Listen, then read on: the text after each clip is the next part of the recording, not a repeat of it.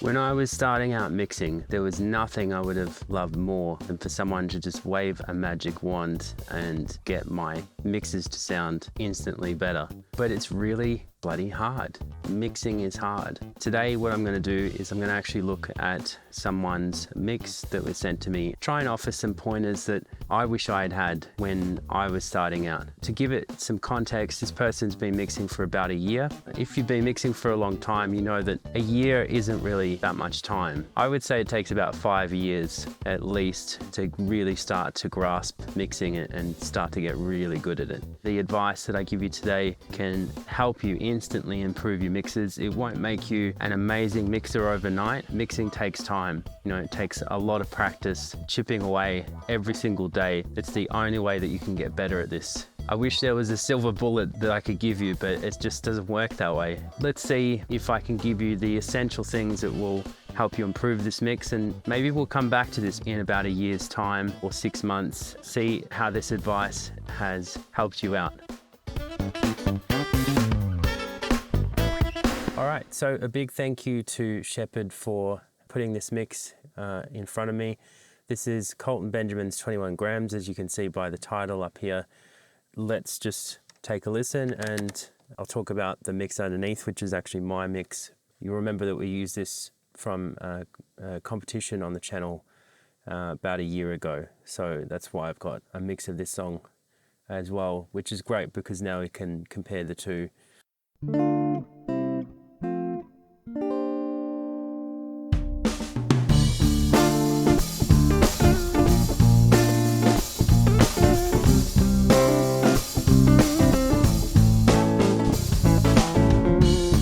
Time goes by and he can't let go. He's been running from this too long, and he can't help to come back time when heaven would embrace his mind. Consuming it tainted longer for days, daylight. He got this in his bones. Got this in his cellular, muscular, challenging brain to come up. He rests this in his brain, rests this in his criminal rendezvous. Swing will remain toxic.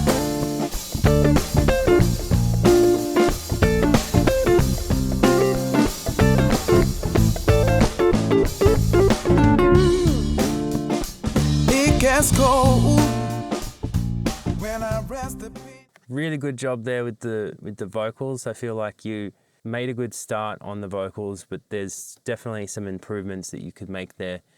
I just wanted to say something on a technical level. So even though we've gone right up to the limit of 0 dBFS, the true peak is actually over the top of that limit. I would avoid that as much as possible. I would leave about a dB of room. It will affect the sound from a quality standpoint. That would be my first tip. The first thing I really notice with this mix is that the drums they don't have a lot of weight to them. And part of the problem, I think, is they're all very stabby, transient type sounds. The way around that is to parallel process by crushing it on a separate track with a compressor. You don't have to go too hard, but you can build up layers of parallel treatment.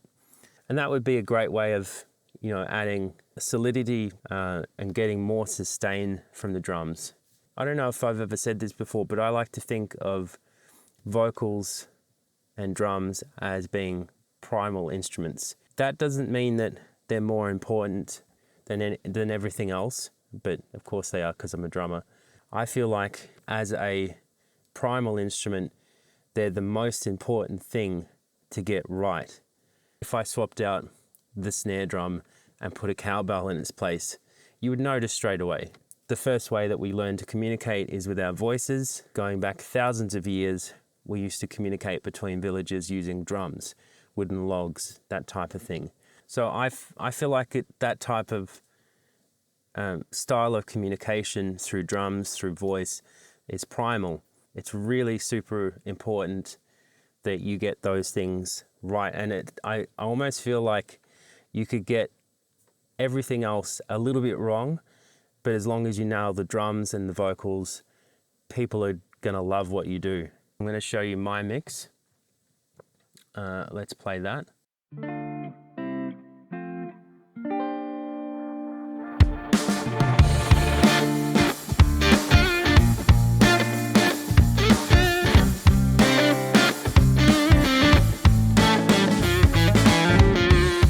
Time goes by and he can't let go.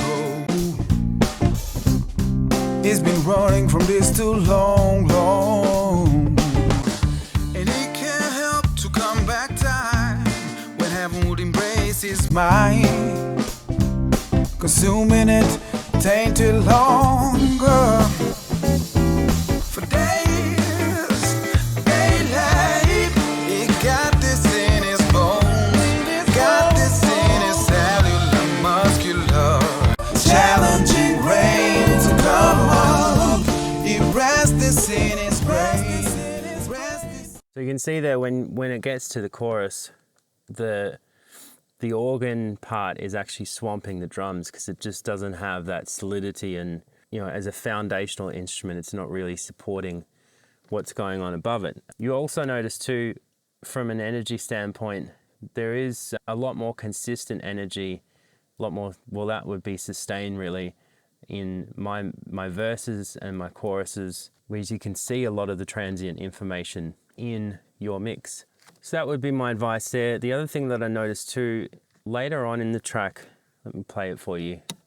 One man, same and sober, is running for cover.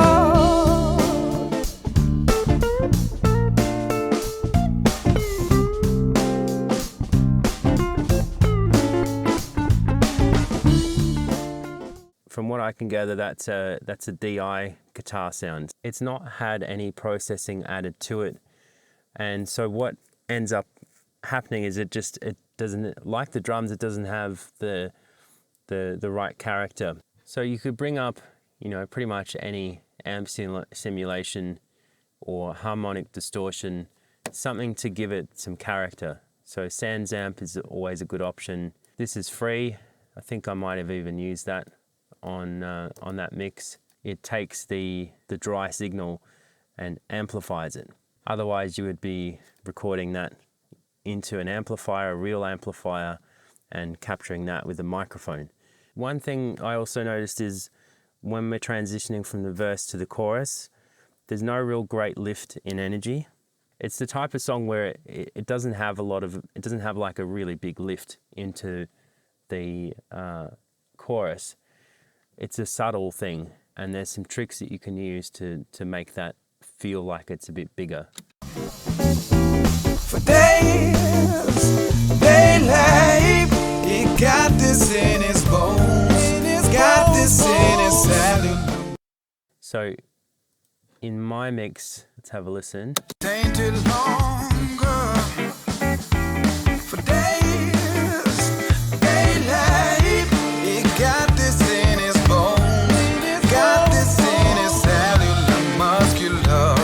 Challenging rain to come up. So have a listen again. So in the verse, where is the guitar panned? Tainted longer. Pretty much down the center. It's maybe off to the side, maybe 30 degrees or something like that. Not degrees, but you know what I mean, at 30 increments. It's unitless. But when we get to the chorus, there's two guitars, I think. Muscular, challenging rain to come. Yeah, I think there's two guitars, and I don't know if I duplicated it or what I did in that particular scenario, but so you can have the drums be wide in the verse and just have everything else starting out a little bit more central. It gives you room to grow out to the sides, and also with level. I think what I did on this particular track was I automated what would have been the mix bus. So I would have done some automation to bring down the verses. So working in reverse. So mix it to a certain point and then go in and automate a slight volume change. It only has to be like half dB or a dB. At this point, it's a little bit hard to judge the overall balances, but I feel like, you know, if you've got the drums in the right perspective, everything else should fall into place pretty easily after that. The vocals sound great. You could definitely play with more effects. In my one, it's thinned out a little bit, and that's part of trying to get this transition into the chorus to feel bigger. In my version, just as an idea to use, I feel like I've thinned out the voice in the verses and fattened it up a little bit in the chorus. Let's have a listen to that. Can't help to come back time when heaven would embrace his mind, consuming it tainted longer for days, daily.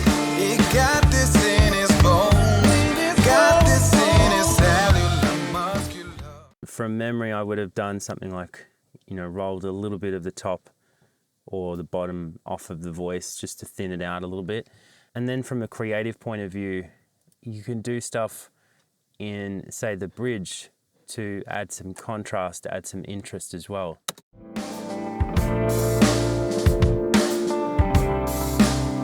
Finding his way 21 steps further.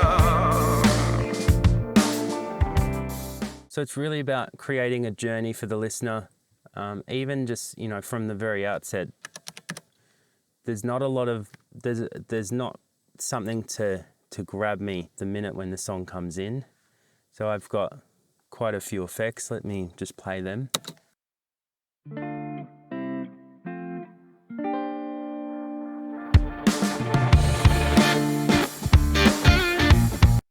So we've got a guitar that pans from the right side into the middle, and then there's like this rotating sound.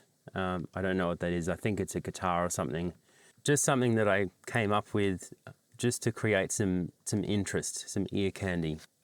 You've kept it pretty much as it was recorded, which is nothing wrong with that. You know, now we're starting to get into more of the taste things involved in mixing.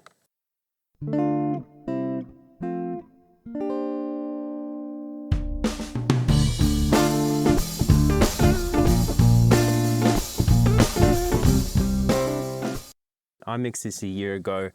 I would probably mix it slightly differently now because I've got another year's worth of experience. You know, you never really stop learning. There's so many directions that you could go with this, but I feel like this is a bit of a cruisy song. It doesn't need to have a lot of changes happening, but you can get creative with stuff. And, you know, when we have a look at the guitar solo, for example, I feel like in your one it got a bit buried.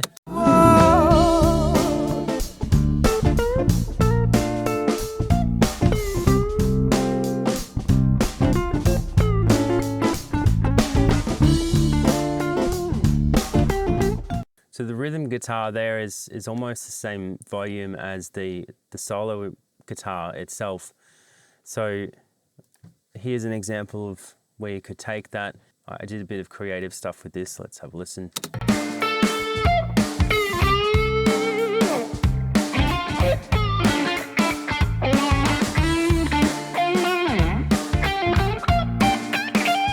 So we've got an amplified guitar. You can hear the rhythm part is sitting slightly back. So pull back in volume, not as loud. It's not drawing attention to itself. Your main focus at this point is drawing attention to that solo. And so you've always got to remind yourself, what is it that I want the listener to listen to, basically, you know? And if the answer that you come up with isn't what you're hearing, then you need to figure out, how do I get there? You know, what changes do I need to make in order to make that happen? It's really that simple. It really just comes down to getting the listener to feel what you feel, and, you know, and take them on a journey, and you are in the driver's seat. You are leading them on that journey. So you get to say, listen to this, listen to that, really direct their focus. So from a creative point of view, I decided to create a bit more contrast there. So what I did, I used this and I automated the plugin. I can go in and automate the position for that, and that gives me the ability to record that information and basically make it so that the guitarist had a wah in the chain, and I would have put that on the DI before the amp the exact same way that a guitarist would do that. Yeah, so the main things for you are, don't be afraid to get some parallel treatment happening on those drums, really fatten them up because they're a primal instrument. You want them to smack, but you also want them to have weight and energy. The other thing too is obviously the guitars, make sure that your DIs are amplified. You could use clean sounds in the verses and then get a little bit slightly distorted for the choruses. And that's another way to add contrast in there with all the other stuff that you're doing with panning. Build the chorus and make it feel like it's more exciting, slightly a bit louder. They're the types of things that I'm thinking about. I hope you got lots out of that. Are you still watching? All right, if you're still watching, maybe you should check out some of these other videos. I've got some good stuff. I do. Go and check them out. Seriously. Are you still around? I'm just going to continue talking until YouTube runs out of time. I think you get like 20 seconds until it cuts you off.